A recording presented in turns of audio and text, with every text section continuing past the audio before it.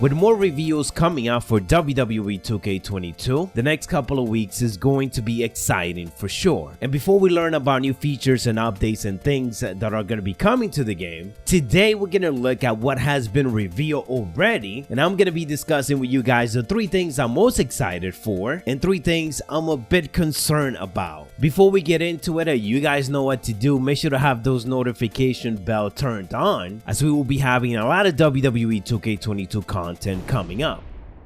Starting off with the good and the things I'm most excited for, at the top of the list of things that has been confirmed so far and I just want to get my hands on already is definitely GN mode, making a return from the SmackDown vs. Raw series. This is definitely the #1 thing that fans of the WWE game series have been wanting, and I'm not gonna lie, I'm very shocked that we are actually getting it back. Just because, again, we have been asking for it for so many years and it has been clear that it is a fan favorite, so I figured that if we were gonna get it, we would have gotten it years ago already. So I really can't wait for Visual Concepts' take on all of this. So far everything is looking good, with a lot of the good thing from GN mode being in it, obviously, such as booking your own card, drafting your own roster, competing against other shows, having ratings, and so on. So far we only have seen a glimpse of it, so I'm excited to see what other features are going to be included and going to be returning with it. Second thing I'm most excited for is the creation suite and just everything involving all of that. Brand new moves, brand new options for creative superstar, a lot of new features and additions, many of which they've been teasing and we haven't even seen fully just yet. I think I'm very excited about this because I am hoping that for community creation, it just receives a massive update. #1 on the list, of course, having a community creation that is cross-platform. That will be incredible. Obviously, that is not confirmed yet, so I guess I'm really excited for that because I'm really hoping for stuff like that to happen. And #3 of things I'm most excited for, it has to be the new controls. As simple as it sounds, this is something that is very important, especially for WWE games, and we kind of got to learn that with 2K20. There was a lot of changes made to the controls of that were just unnecessary, and to this day, 2K19 is the favorable one, but I almost feel like 2K22 controls might end up topping all of that because we're looking at it, it has that simplicity to it and it has a bit more of the SmackDown vs. Raw controls feel to it, but of course with improvements and a lot of new different options. So I'm excited to see how it plays out.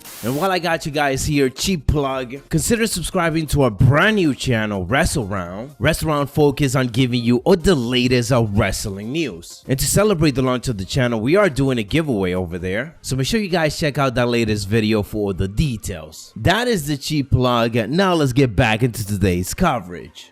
From the good, we go to the bad, or I should say from the most exciting things, we go to the most concerning ones. And right away at the top of the list is, of course, the roster. With WWE releasing so many superstars this past year, and it looks like that's gonna continue until the release of WWE 2K22, there's really a lot of questions on who exactly is going to make it. I obviously hope that the 80+ superstars that WWE released in the past year make it into the game, but realistically speaking, there's probably going to be a bunch that are going to be left out. The wrestling fan in me obviously still wants to see all of them make it in it, especially guys like Bray Wyatt, Adam Cole, Bryan Danielson, and so on, but it's hard to say, especially with some of them being part of AEW. WWE needs to give the approval to 2K for them to be in the game, so hopefully WWE is cool with it. That roster reveal is going to be something very interesting. Another thing I'm a bit concerned about is the My Rise mode. This is going to be a new take on my career, and the concerning thing that I have about this is that I want it to be more like 2K19 instead of them going back to how it was in 2K15 or 2K16. I don't think that's going to be the case, but at the same time, because they're changing the way that my career is, it could lead into something like that, where we might have to do a bunch of meaningless matches so that we could get a title opportunity instead of everything everything being connected with storyline. I guess what I'm saying is that when it comes to my rise or slash my career, I really like that full single player experience from beginning to end. I think 2K19 nailed it, while 2K20 storyline wasn't as exciting. And we all know that ending my career prior to those two games that we just mentioned was very repetitive. So I'm afraid that my rise might end up being repetitive, even though they probably will add storylines within it. And my biggest concern for WWE 2K22 so far is of course my faction. But this is a bit of a weird concern because it is just based on the microtransaction. This is the mode that they indicated that microtransaction will be part of. It will not be necessary as you can still earn everything by simply playing the game, but sometimes that is something hard to get it right. You have to make sure that the grind is worth it and that it doesn't feel more like a pay to win type of situation. We know that players will be able to collect, manage, and upgrade the superstars. So the question is, how difficult is that going to be? Will it be really difficult to the point where you pretty much almost need to pay to get up there in order to compete? Or will it be a decent grind that even a casual player could still get it done? I would say this though, at the same time, I'm very excited for my faction because as they indicated, it will have weekly events and regular updates. And if this is done correctly, it is definitely what's gonna get people coming back to play the game more and more. Now, all of this is of course just my opinions on what I'm excited for and what I'm a bit concerned about, but let me know your thoughts down in the comments below. What are you most looking forward to when it comes to WWE 2K22 and a lot of the announcements that they're gonna be making? If you guys enjoyed or found this informative, make sure to hit those notifications. Check any of the videos being recommended to you guys